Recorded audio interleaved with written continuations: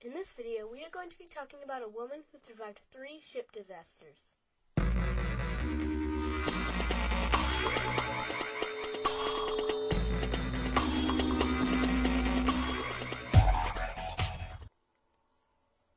Before we start the video, I just want to let you know if you are new to this YouTube channel, please hit the subscribe button and turn on notifications so you never miss any new videos I publish every week.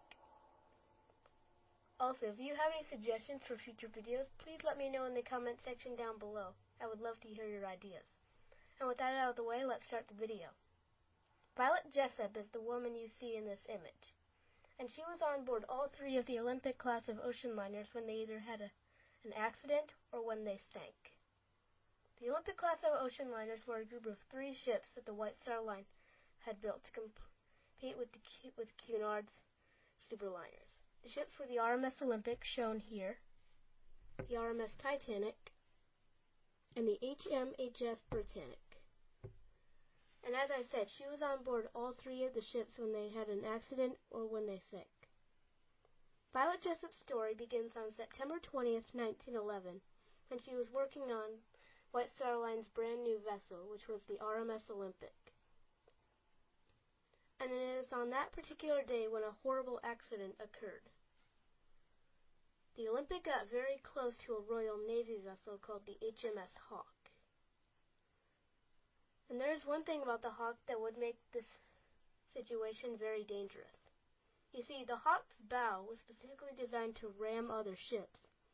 That way, if it ever encountered an enemy vessel, it would be able to slice right through the hull of the vessel and then causing it to rapidly sink.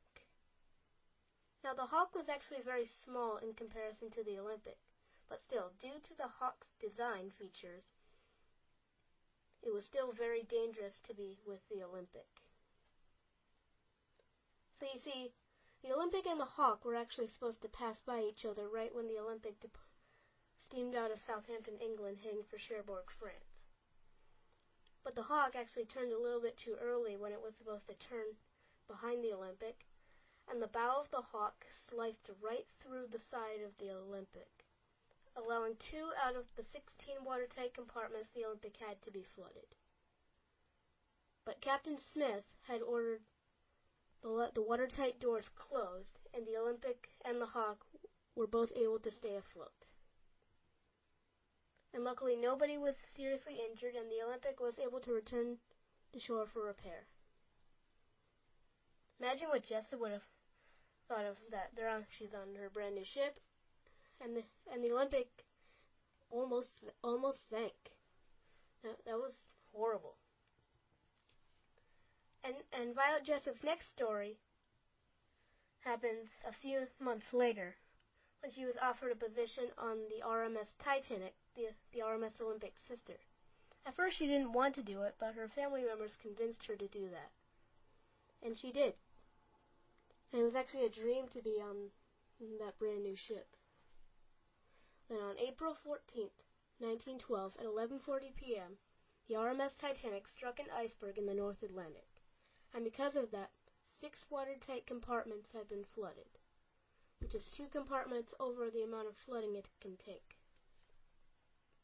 Then Jessop was immediately ordered up on the boat deck to help all the non-English speaking passengers evacuate. And it's because of her that so many third-class passengers were able to survive. And then at 1:20 a.m., she was ordered into lifeboat number 16 with a baby to take care of. And then her lifeboat left the ship and sailed away from the ship. And then, as the Titanic slowly dipped beneath the surface 1 hour later. And the RMS Carpathia, the Titanic's rescue ship, had officially arrived at the wreck site at 3:30 a.m. on April 15th. And many people started to look frantically on the deck for family members and loved ones. And Violet Jessop, who she is still holding on to this baby, a woman actually came up to her and grabbed the baby out of her arms without saying anything. And Violet just got very confused. And the Carpathia had officially arrived in New York City on April 18th, 1912, and all of its passengers disembarked.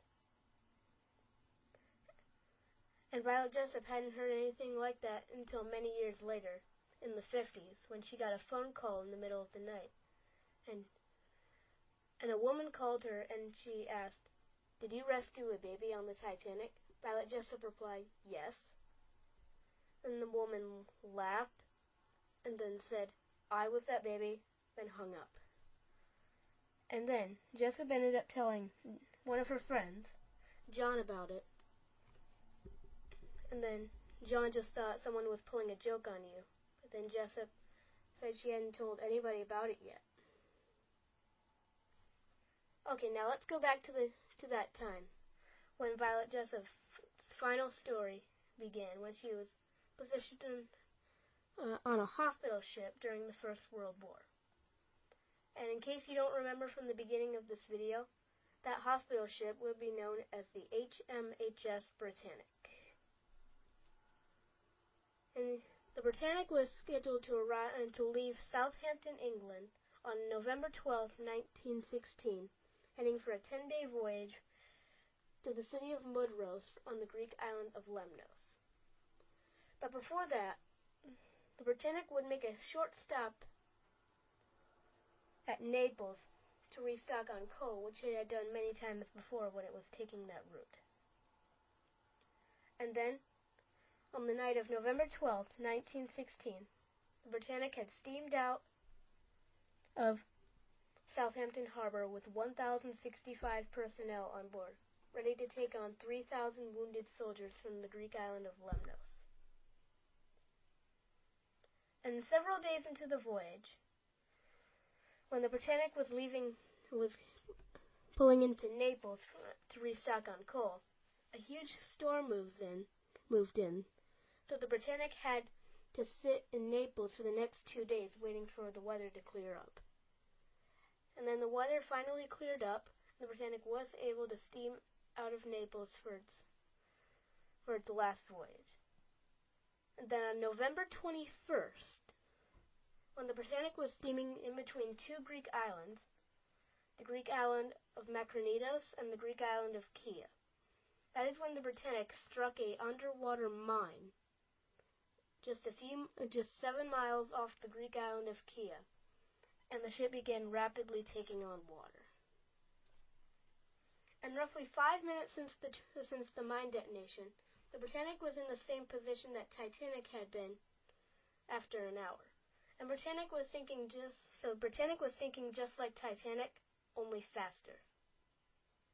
And because the island of Kea was just 7 miles away, Captain Bartlett tried to beach the ship, and he told the crew not to prep the lifeboats, but not launch yet. But since the crew were worried about the ship's rate of sinking, they decided to launch a few of the Britannic's lifeboats without the captain's permission, and Jessop was near and in one of these lifeboats. And as the Britannic was steaming forward while Captain Bartlett was trying to beach the ship, the lifeboat Jessop was in was heading straight towards the Britannic's massive port propeller. Then she saw danger and she leapt right out of the lifeboat, right before it got crushed by the propeller. And luckily, she jumped right out of the lifeboat just before it got crushed by the huge propeller, and she was rescued by another boat. And then everybody who was in the lifeboats and afterward just watched as the Britannic was slowly steaming forward. And eventually Captain Bartlett realized the Britannic could not be saved because if he had kept the engines on, the Britannic would have just sank much quicker. So then he just realized there was no way he could save the ship and decided to abandon ship. And just 55 minutes after the mine detonation, the Britannic slowly slipped beneath the surface.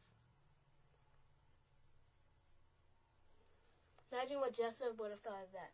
She literally just almost died.